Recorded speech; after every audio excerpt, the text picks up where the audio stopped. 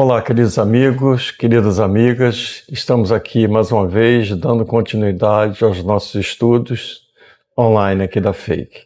Como vocês sabem aqui, nós estamos fazendo agora um estudo completo do Evangelho segundo o Espiritismo, capítulo a capítulo e item a item do Evangelho segundo o Espiritismo. Nós vamos estudar também uma parte do Evangelho segundo o Espiritismo. Mas vocês sabem que todos os nossos trabalhos aqui na Fake, nós sempre começamos com uma prece. Então eu convido a todos para que juntos possamos fazer uma prece de religação com o nosso Pai.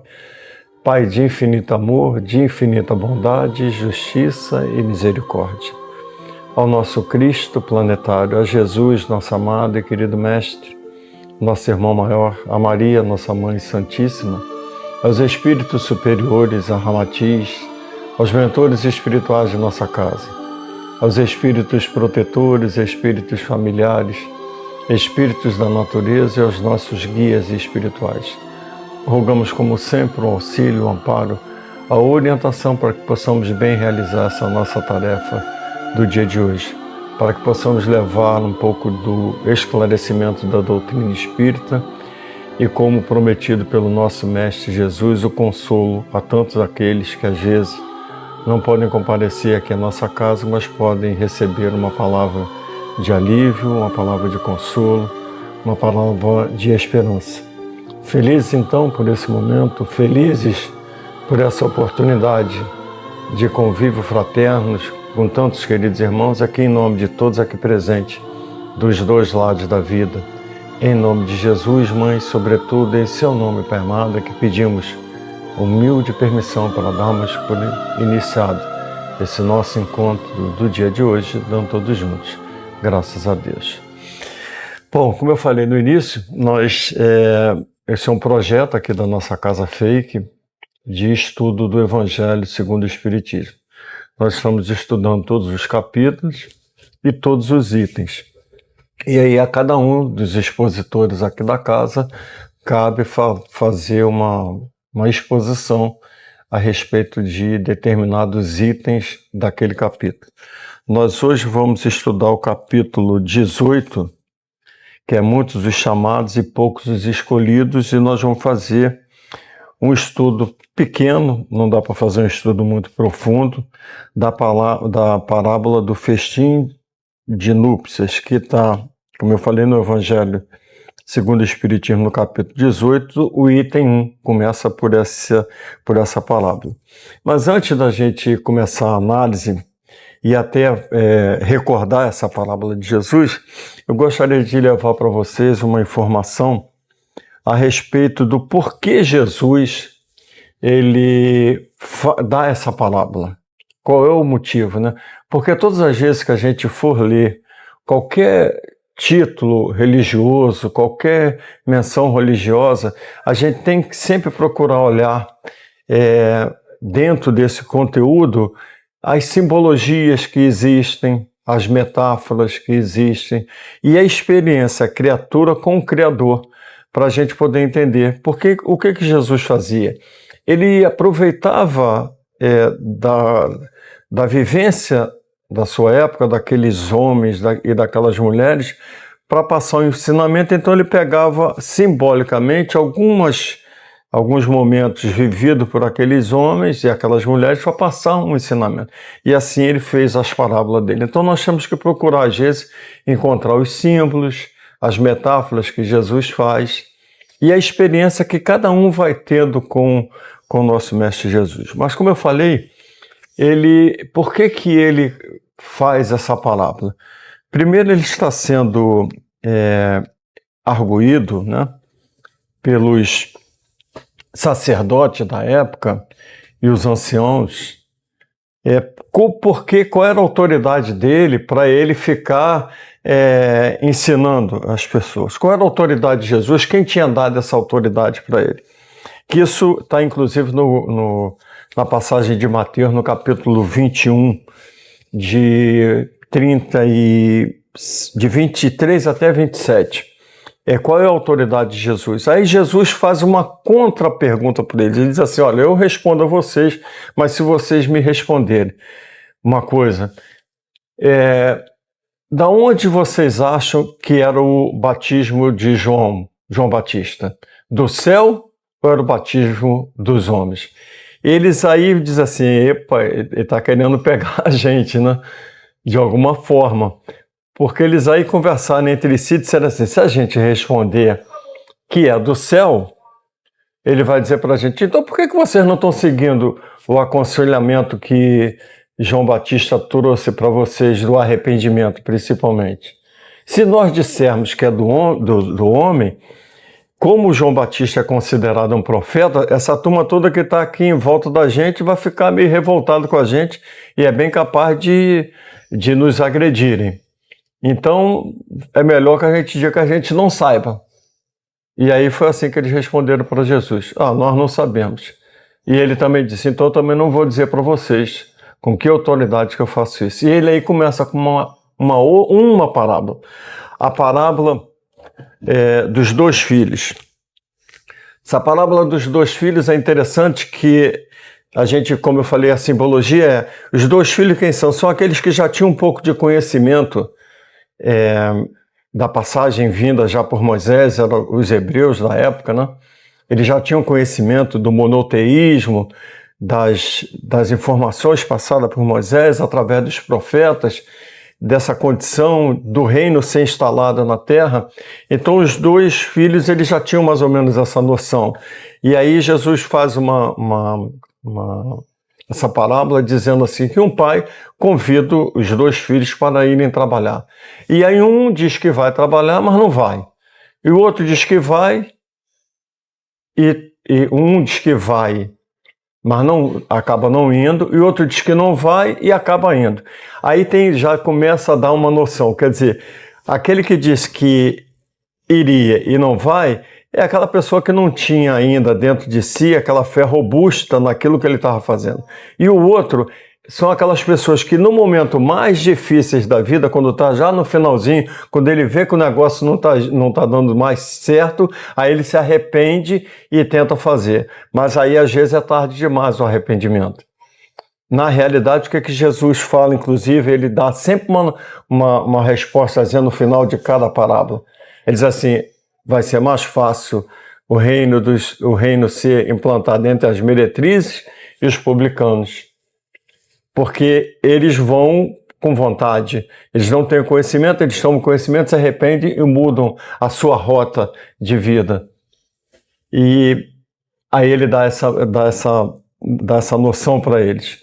Continua falando por parábola, ele fala de uma parábola dos vinhateiros, que é alguém que arrendou uma terra para agricultores, e esses agricultores plantaram, e no momento certo da colheita, e para que eles possam dividir entre todo mundo, eles maltrataram, mataram aqueles servos do Senhor, que foi lá pegar a parte que cabia ao Senhor, e eles maltrataram e não fizeram mais nada por eles. Ele aí achou que, isso passando a palavra, né? Ele achou que mandando seu filho, eles iriam respeitar o seu filho, e acontece que também não respeitaram o filho e matam o filho também do dono da vinha, né?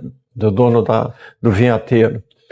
E aí ali já é uma noção para a gente maior, que Jesus está dizendo, olha, já vieram alguns antes de vocês, né? Já avisaram, eu agora estou mandando meu filho querido próximo a vocês, que é a história até própria do próprio Jesus, e vocês também não se arrependeram. Aí ele disseram assim, aí ele diz no final assim, porque o reino dos céus, o reino de Deus será tirado de vocês e dado a outro. Era aqueles religiosos, né? E Jesus está falando justamente para isso. Para aqueles religiosos da época, os anciãos, que achavam que eles já tinham conquistado tudo.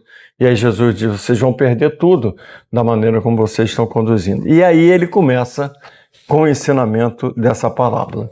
A parábola do festim de núpcias, que diz assim, Jesus falando ainda por parábolas, por isso que eu quis contar para vocês o iniciozinho, para a gente entender por que começa aqui dizendo isso, né? Jesus falando ainda por parábola lhes disse, o reino dos céus é semelhante a um rei que, querendo realizar as núpcias de seu filho, Enviou seus servidores para chamar às núpcias aqueles a que a ele foram convidados, mas eles se recusaram a vir.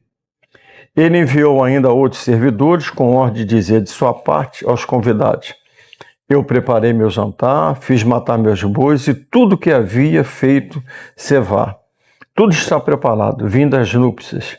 Mas eles não se preocuparam, se foram um para a sua casa de campo e outro ao seu negócio. Os outros se apoderaram de seus servidores e os mataram, após de ter feito vários ultrajes. O rei, tendo sabido disso, se encheu de cólera e, tendo enviado seus exércitos, exterminou esses homicidas e queimou as suas cidades. Então ele disse aos servidores: o festim de núpcias está preparado, mas aqueles que haviam sido chamados dele não foram dignos. E depois as encruzilhadas e chamai para as núpcias todos aqueles que encontrardes. Seus servidores, indo então pelas ruas, reuniram todos aqueles que encontraram, bons e maus. E a sala de núpcias ficou cheia de pessoas que se sentaram à mesa. O rei entrou em seguida para ver aqueles que estavam à mesa, e tendo notado um homem que não estava com a roupa nupcial, lhe disse: meu amigo, como entraste aqui, sem ter a roupa nupcial? Esse homem permaneceu mudo. Então o rei disse aos seus servos: atai-lhe as mãos e os pés e lançai-o nas trevas exteriores. Aí haverá pranto e ranger de dentes, porque há muitos chamados e poucos escolhidos. Vamos a uma análise bem pequena sobre essa palavra. Primeiro a gente tem que entender os personagens, né? O reino dos céus, Jesus compara uma grande festa, né? Um grande banquete, uma grande ventura. O dono dessa festa, aquele que convida, é o próprio Deus, né? Jesus faz essa simbologia entre uma coisa e outra. E aí no finalzinho ele diz isso, né? Atai-lhe as mãos e os pés, lançai nas trevas exteriores, aí haverá pranto e ranger de dente. Antes da gente pegar esse finalzinho dessa parábola, eu queria contar para vocês uma história para a gente entender o que Jesus, o tempo inteiro, ele está dizendo: ó, o Pai está convidando vocês para vocês modificarem de rota, para vocês começarem a se preocupar mais com a vida espiritual de vocês também, se preocupar com a vida, fazer a caridade, trabalhar de acordo com o que foi sendo ensinado desde os tempos lá mais antigos, que é o que ele fala também, já vem desde Moisés. Nós estamos indo por 7.000 anos desde a vinda de Moisés, passando por Jesus e chegando agora no último milênio, que vai dar mais ou menos 7.000 anos, um período de regeneração desse planeta, né, de modificação desse planeta.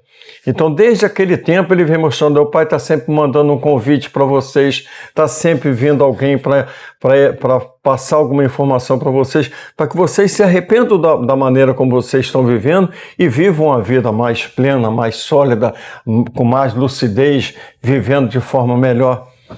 E aí eu me lembro sempre de uma história que eu acho interessante, porque às vezes não basta só que você se diga um religioso, isso não é o suficiente. Há necessidade de você demonstrar o trabalho, aquilo que você faz dentro de você, né? Os desígnios de Deus.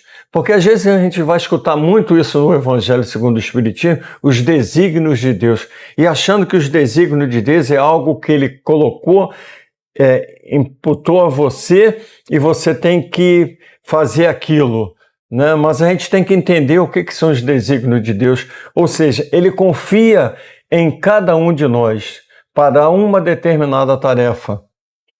Porque você vê, nós somos mais de 8 bilhões de habitantes nesse planeta. Se nós pegarmos a nossa íris, ela uma não tem igual a outra. Se nós pegarmos a nossa impressão digital, não há ninguém com a mesma impressão digital que a nossa. Então, quando os desígnios de Deus quer dizer o seguinte: só você, e ele confia em você para que você faça essa tarefa, porque é uma tarefa que cabe a você, não a mais ninguém. Ninguém pode fazer por você e você não pode fazer pelo outro. É um desígnio de Deus que é você quem tem que executar aquilo ali. Só cabe a você fazer. E aí por isso que eu me lembro de uma história de um homem que ele tinha um vizinho e um belo dia ele foi olhar pelo muro como é que estava o terreno do vizinho. E aí, para sua surpresa, ele viu que o terreno do vizinho tinha um campo florido, um jardim muito bonito, árvores frutíferas. E ele virou-se para o seu vizinho e disse: Deus foi muito bom com você, né? Aí o vizinho olhou para ele e disse assim: realmente Deus foi muito bom para mim. Ele me deu um solo, ele me deu sementes, ele me deu a água, ele me deu o sol, mas deixa eu dizer uma coisa para você, isso aqui antigamente não tinha nada, isso aqui não estava do jeito que você está vendo, não. Aí o vizinho que se tocou, né?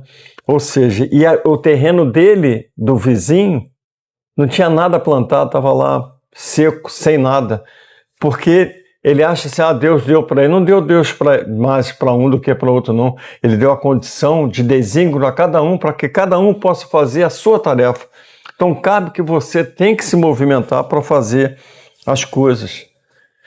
E é a grande passagem de Jesus, quando ele diz assim, nós estamos passando agora pelo último período, que é o período de regeneração do nosso planeta. Nós estamos vivendo esse último milênio. E é um momento que a gente precisa modificar. É importante que a gente entenda o que está acontecendo hoje em dia com o nosso planeta. Todas as portas de todas as ideologias estão aí expostas para que a gente possa determinar qual a porta que eu vou querer entrar. Se é aquela porta estreita que Jesus fala ou se eu vou querer entrar pela porta larga. As ideologias hoje de gênero, ideologias políticas, ideologias econômicas, todas elas estão aí para que, diante de tudo aquilo que nós já recebemos de tantas informações, qual a minha postura diante de tudo isso que está acontecendo no planeta. Lembrando sempre que fora da caridade não existe a salvação. Então, qual é o meu comportamento diante dessa condição que hoje em dia se apresenta para todos nós? Porque senão é como Jesus diz lá no finalzinho da parábola. E aí agora para a gente recordar isso, né? Atalhe as mãos e os pés, lançai-os nas trevas exteriores, aí haverá pranto e ranger de dentes. Porque muitos há chamados e poucos escolhidos, ou seja, muitos foram chamados, mas poucos serão escolhidos. Porque no momento final, quando Jesus fala isso, né, o ranger de dentes, quer dizer, do arrependimento. Não adianta no final, quando tu tiver completo, aí você se arrepender e querer modificar, aí já não vai dar mais tempo. Então é o momento de você começar a trabalhar, de você vivenciar todos esses momentos da vida hoje que nós estamos passando, para você viver uma vida correta, certa, você o máximo que você puder, se educar espiritualmente, principalmente, moralmente, para que a gente possa ser aqueles que vamos receber. Como ele falou, a terra será tirada em outros momentos e dada àqueles que estão em condição. É mais um ensinamento passado por Jesus numa de suas bem-aventuranças. Bem-aventurados mansos, pois eles herdarão a terra. E quem são os mansos? São aqueles que já começam a ter o controle interno de suas vidas. Tudo que está ao seu redor já não tira mais dele o seu equilíbrio emocional, o seu momento de lucidez. Nada do que ele vê vai atrapalhar, né, o seu momento, a sua vida. Ele já consegue se manter manso e tranquilo diante de todas as coisas que acontecem, principalmente nos dias de hoje em nossa vida.